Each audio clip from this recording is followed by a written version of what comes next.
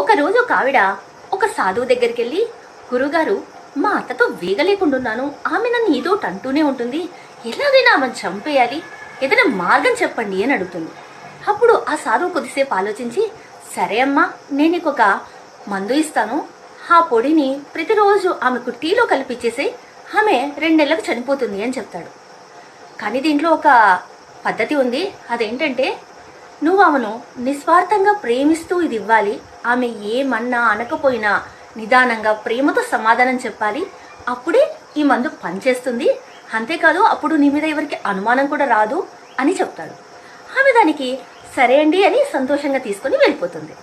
ప్రతిరోజు కొద్ది కొద్దిగా మందు ఆమె కలిపిస్తూ వాళ్ళ అత్తగారితో చాలా ప్రేమతో రోజు ఆ మందును కల్పిస్తూ ఉంటుంది.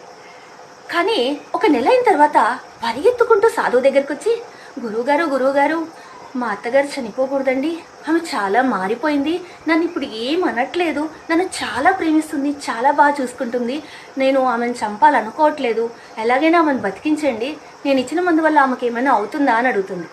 అప్పుడు ఆయన అంటాడు, నీ మందు వల్ల ఏమీ కాదు, ఆమెకి నేను ఇచ్చింది ఇంకా శక్తినిచ్చే మందే, నీ ప్రేమే ఆమెను మార్చింది అని చెప్తాడు. అందుకే మనం ఏదిస్తే మనకదే తిరిగి వస్తుంది.